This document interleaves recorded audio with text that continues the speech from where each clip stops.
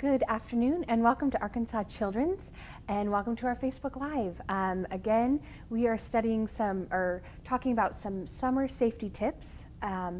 Starting Memorial Day through Labor Day is the 100 deadliest days. Yeah. So about every week we've been bringing you safety topics, and this topic is one that we cannot talk about enough. It's heat-related deaths, hot car deaths for kids. And I'm joined by Hope Mullins, and she is Assistant Director for Programs for the Injury Prevention Center here at Arkansas Children's. Hope, I always like to start with our mission. We champion children by making them better today and healthier tomorrow, and this topic is definitely in line with our mission. Absolutely.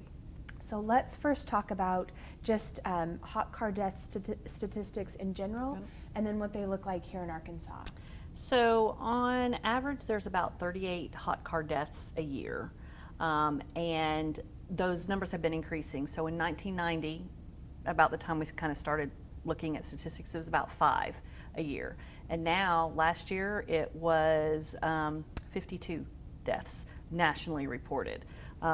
Luckily, in last year in Arkansas, we didn't have any children die in hot cars, so we were lucky.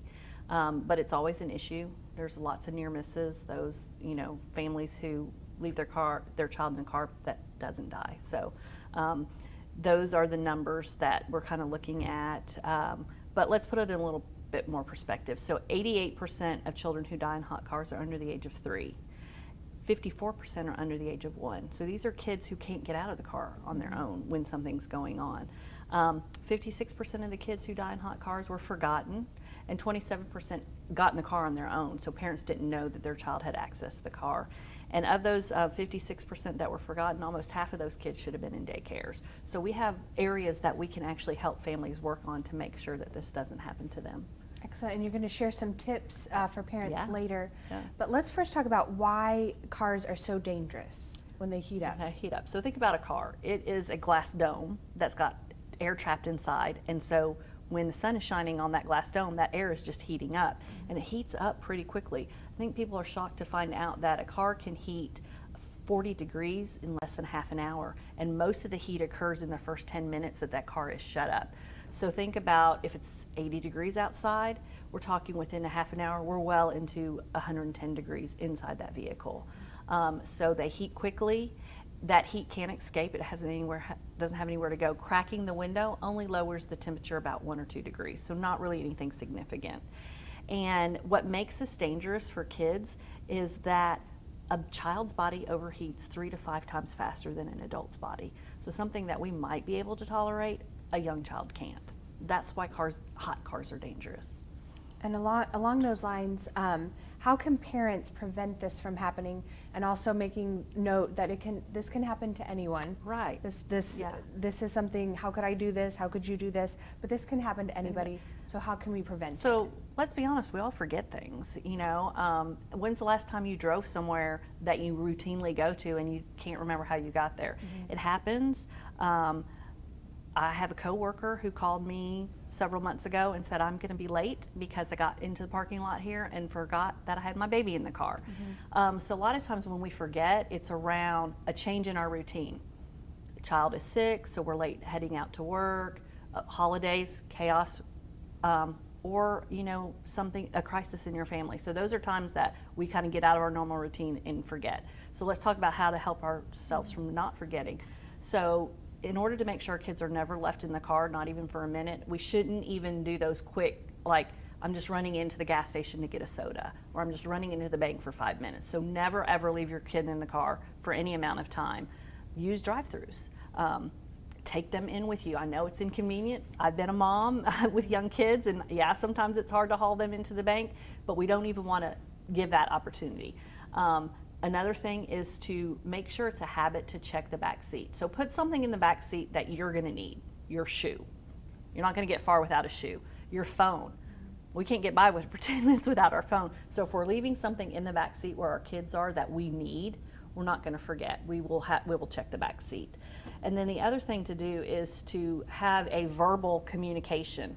Like if there's multiple adults in the car and multiple kids, I'm getting Sally, you're getting John. So we've had a multiple conversation, so there's not any miscommunication because sometimes I thought you were getting the kids out. No, I thought you were getting the kids out. If you have a conversation, then there's not any room left for interpretation of whose job it was. And then, I talked about kids, 44% of the kids who are forgotten should have been in daycare. Having a plan in place with your daycare of like, hey, if my kid doesn't show up and they're supposed to be at daycare today, I haven't called you and said we're sick, call me to ask where Johnny is. Please call me within 10 to 15 minutes, not 2 hours later, because we just talked about how quickly a car can heat up. So having your daycare help be the reminder. And then the other thing is you can set a reminder on your phone. We set reminders on our phone for all kinds of things. You can just set a reminder on your phone to like, hey, did I drop my kids off at daycare? Right. The other thing is that we talked about that percentage of kids who get in the car on their own. So to make sure kids aren't accessing your car when you don't know it, keep your car locked. If it's in the parking lot, if it's in the garage, keep it locked.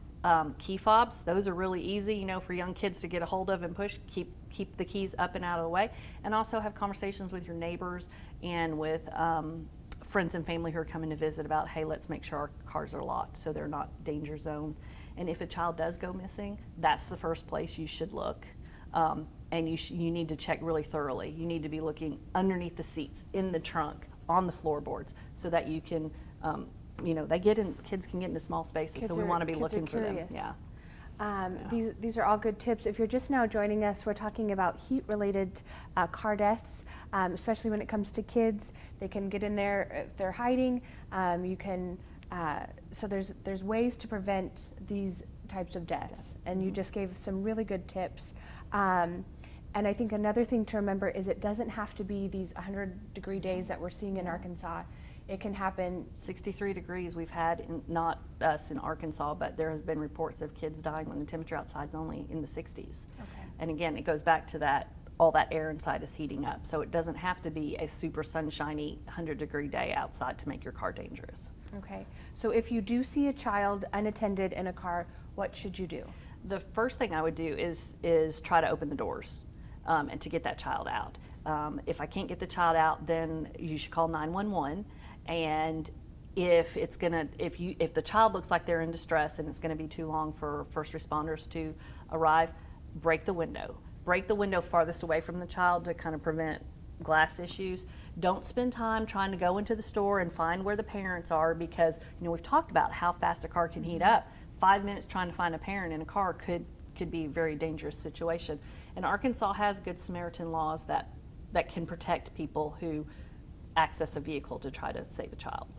Excellent. Yeah. And let's talk about what the Injury Prevention Center here at Arkansas Children's is doing to educate parents to keep this from happening. Well, one of the things we've done is we've created this fantastic book. It's called Not Even for a Minute. So that's kind of the message is we're not going to leave our child in the car even for a minute. So this book talks about all the different trips that a family takes to the gas station, to fast food, and kind of how we're using convenience. So we're going through the drive-thrus to get those things.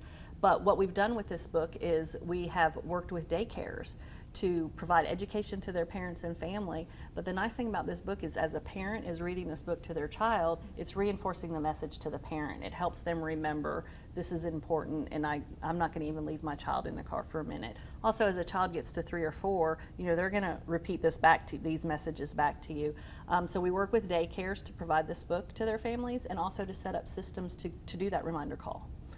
Besides the book, we also have some printed materials like posters and brochures that can be hung up in places of business to help families remember. And then we also have this look before you lock sticker that it's a peelable sticker that you can put on the window of your driver's car door so you can remember when you get out. It's another kind of way to remind yourself of looking to see what's going on in the back seat. Excellent. These are excellent tools. And along those lines, we talked about some new inventions and technologies that car companies and car seat companies are coming up with. Right. Talk about some of those. So they're not kind of completely wide in use yet, but they're coming out there, and I feel like they're just going to accelerate over years. So Evenflow, it's a car seat distributor, has a sensor safe. And so there is a sensor in the car seat that senses when there's weight in it, and it talks to your car. So there is a way for the car to ding or remind you, or the sensor to remind you, hey, you've just opened doors and there's weight in this car seat. So the one thing we don't say is don't put your purse in the car seat, because that's going to sense weight there. So put your purse in the back seat as a way to remind you.